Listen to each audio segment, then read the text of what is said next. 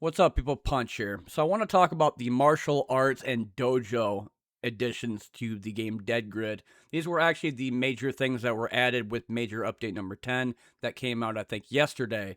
And what these are basically like cards, similar to like the melee weapons such as sledgehammer, mail order katana, and even some of the range weapons. And you can equip these onto your mercenaries instead of using a weapon. And you have Aikido, Wushu, Taekwondo, Healing Monk, Illusionist, and a bunch of other different ones.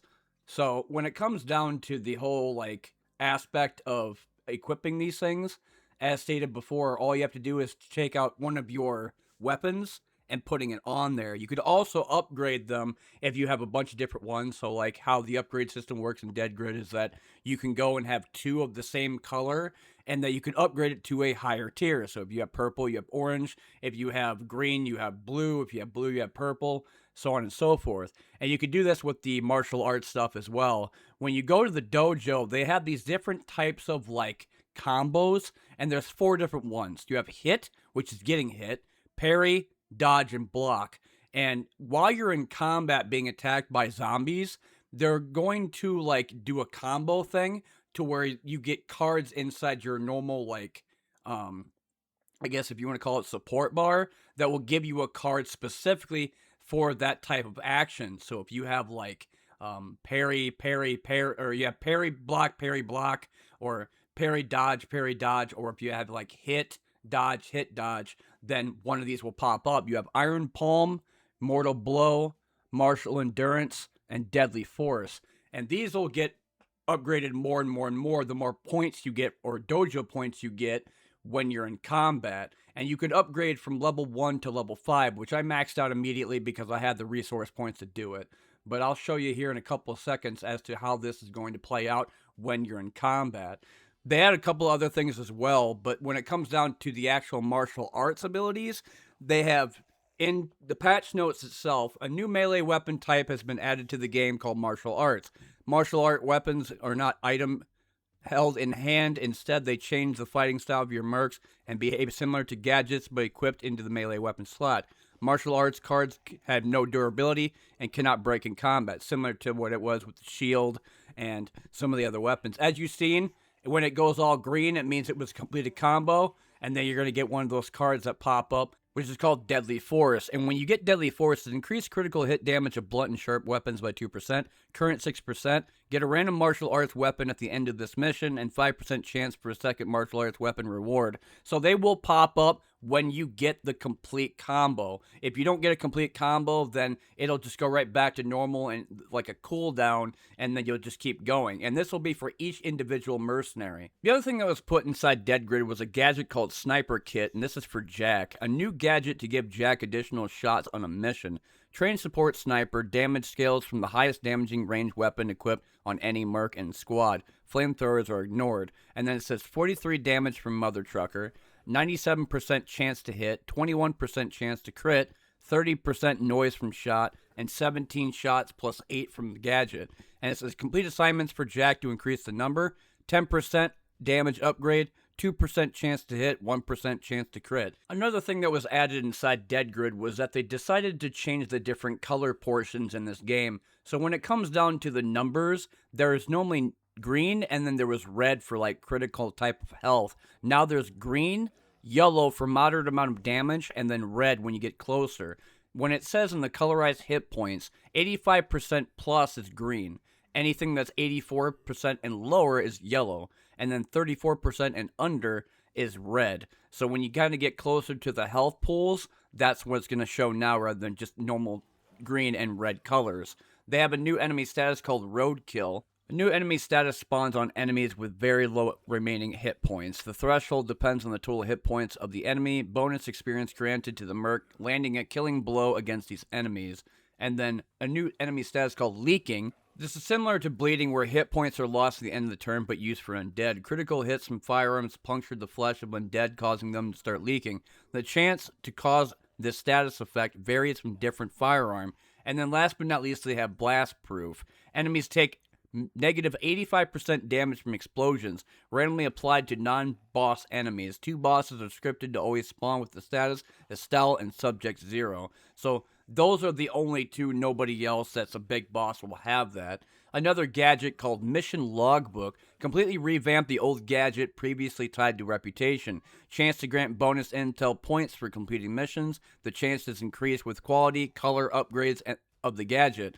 Earned bonus points can be seen in the mission details screen, where bonus is more than 0. Going down the patch notes a little bit more, they talk about a new locker room. A new interface has been added to the camp's locker room. Resting mercs in the squad can be retired from the squad, returning them to the new recruits list. Revenant mercs can also be retired this way. This was frequently requested feature. Retired mercs can be reinstated, or at no cost. Renaming and muting merc voices has been migrated to this new interface. Every merc now comes with 3 outfits for a total of 48. The third outfit for the merc is tied to the cosmetic DLC Zombie Funeral. If you already own the DLC, the extra outfits are automatically unlocked. Thanks for your support. Basically, what they did was they added some new outfits for the mercenaries if you want to try something different. Rather than the normal like green or like gray colors, they have like orange bandanas, dark blue camo, and some other stuff. So there's 32 new outfits as well. A new commando mercenary called Sam, fully voiced commando merc named Sam, fully personalized.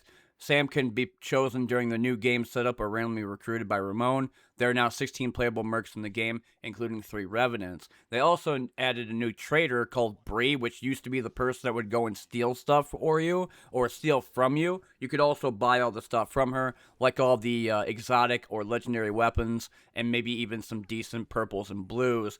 They also have a new survivor character called Ramon. Increased the max rank from 5 to 6, which now offers a greater discount on new recruits. Rebalanced discounts per rank from 12% to 15% for a maximum of 90%. Another character that was also added called Klaus.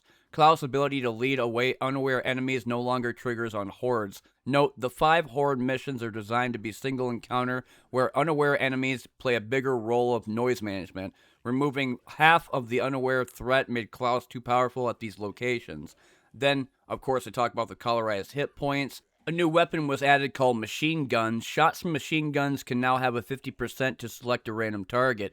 This mechanic can be reversed with unique cards on the new stun burst skill. Dev notes, machine gun weapons have always been difficult to balance purely due to the amount of shots they spray on a single attack. This change puts machine guns into a more specialized category, which keeps SMG and AR relevant into the late phases of the game, where MG starts to drop more often. And the Enforcer skill, Stun Burst, the kill has been reworked to focus on machine gun weapons, matching its weapon art. The MG shots focus on primary targets instead of random targets. So I guess I really shouldn't say it's a new thing, but rather a rework, because at some point in the game that they would just randomly spray people, and instead of that they could shoot primary. So normally when you shoot in the game like an SMG or a AR, when the enemy dies, like a zombie does die when you're fully going into a full auto mode, it'll traverse into another enemy or another zombie that's either got higher or lower health, and sometimes it'll be at complete random. Machine guns would just go straight into like a burst fire mode, where it would spray multiple different zombies at once. Now it will just go to the primary zombie that you're shooting at, and if it dies, then it goes to the next one, similar to the other guns. Some new gore visual effects also came out with this specific update, giving different types of splatters and heads that pop off, and some other things with the eyeballs as well. New random events, 5 new random events, 3 help the player, 2 help the enemy. Unlucky explosions, full of holes, abandoned frags, unwelcome friends, and focus inspiration. Hardcore mode, a new option is now available in game settings, general to enable permadeath for mercs. This option works for any game on any difficulty, or challenge mode, and can be disabled at any time. Losing a merc in combat removes from the mission squad and returns their gear. These mercs are then permanently marked as deceased.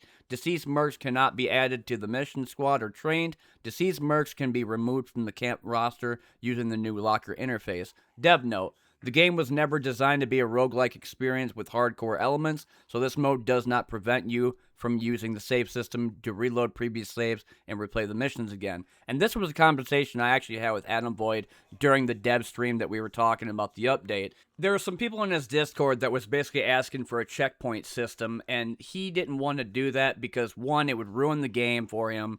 2, it would give people the idea that they can keep farming in the really low missions, and just constantly make the game like, you know, more like min-maxing type of deal. And I have to agree with them because you don't need checkpoints in that game. It is made to be played for the beginning all the way to the end per mission because you have to go back into those missions anyway and get intel points and being able to upgrade all the different traders and Jack himself so that you could have different supports for when you get better loot. Plus, I mean, it would ruin the game for me as well because you'd be getting a bunch of different exotic loot like super fast and never try any of the other harder missions like Pine Valley PD or even the prison level. Goes on to talk about new challenge mode called Hell is Fun. As usual, this mode just offers more ways to experience the game for seasoned players. Quick tip, going silent will greatly increase your chances here. There are now 7 distinct challenges in the game. And last but not least, Aftermath, New Game Plus. This allows you to repeat the campaign with your existing squad and gear. Aftermath becomes available after you complete the campaign on any difficulty and can be started from the camp's garage room, which shows more information of the rules. The campaign can be repeated up to 10 times using the Aftermath mechanic. The enemies get stronger, hit harder, and show up in greater numbers, but your squad keeps pushing as well. Aftermath can also be started on any challenge mode with a completed campaign. And there's a bunch of other like different changes, balancing, and stuff like that, and I'll put that in the description down below for people that want to check out the full patch notes. But I've been One Nut Punch, and this has been the Dead Grid Update 10 with the dojo and the different types of martial arts abilities. I'll see you later in the next one. I'm going to be playing Quasimore for the release date, and I'll be putting out the video for 1.0 pretty soon. See y'all later.